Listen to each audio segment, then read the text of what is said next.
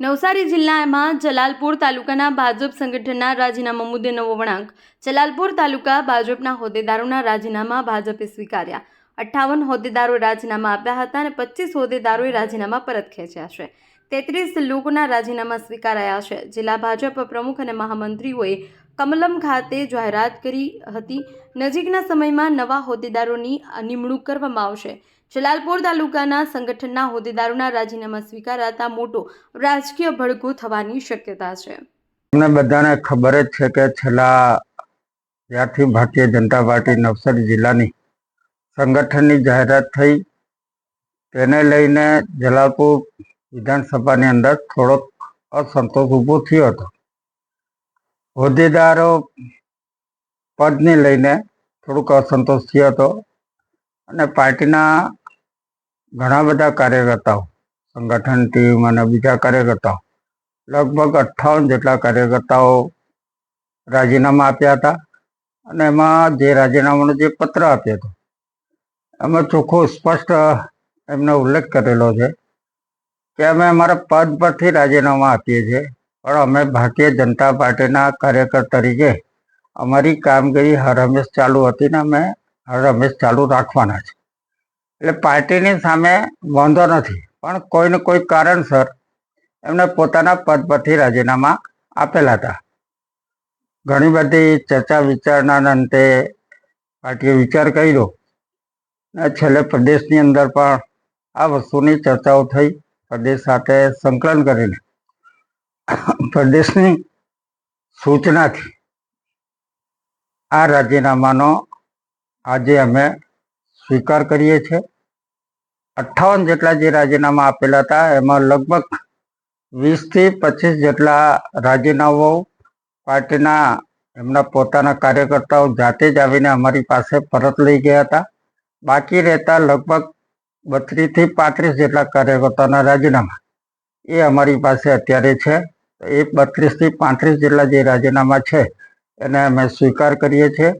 પ્રદેશ સાથે સંકલન કરીને આ અમે કામગીરી કરી છે.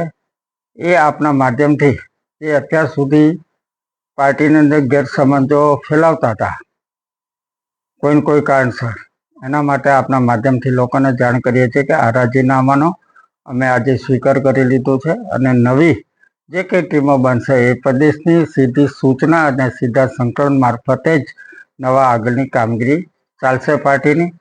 તો આપને માધ્યમથી લોકોને જરૂરથી પ્રકાશિત કરજો. આપ સૌ સાથ સહકાર આપ્યો એના માટે પણ તમારો બધાનો આભાર.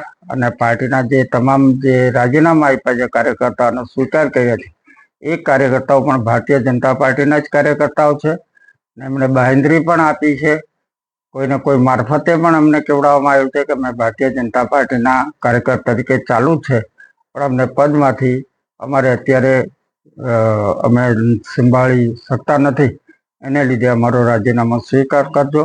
તો અમે એ રાજીનામાનો આજે સ્વીકાર કર્યો છે. આભાર. પરત રાજીનામા લઈ ગયા તેમાં મહત્વના હોદ્દા કયા? ઘણા બધા હોદ્દા સંગઠનના બી છે.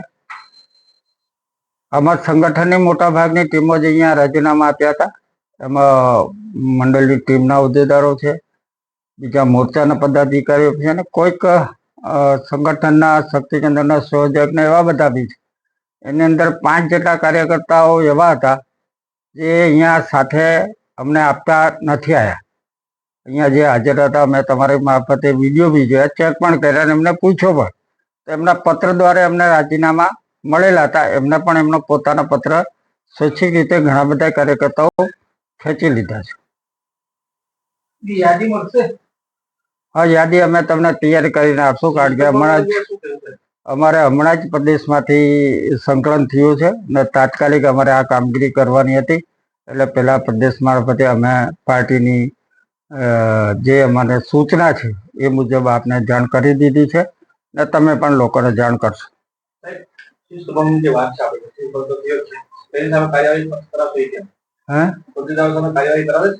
ના ના, શિસ્તભંગ તો કઈ થઈ નથી ને. એમને પાર્ટીના પદ પરથી રાજીનામા આપ્યું. પાર્ટીના કાર્યકર્તા તરીકે કોઈ રાજીનામા આપ્યો નથી. ભારતીય જનતા પાર્ટીના કાર્યકર્તાઓ એ શિસ્તના વરેલા જ છે, એટલે એમને હોદ્દાથી પોતાની જવાબદારીમાંથી મુક્ત કરવા માટે કીધું છે, નહીં કે કોઈ પાર્ટી વિરુદ્ધ કોઈ કામગીરી કરી. એમને લખીને જ આપેલો છે.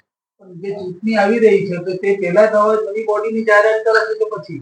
એ પ્રદેશ સાથે સંકલન કરીને પ્રદેશની સૂચના અનુસાર જ હવે પછીની નવી બોડી કે નવી જે કંઈ પણ કામગીરી હશે એ પ્રદેશની સીધી સૂચનાથી જ થશે.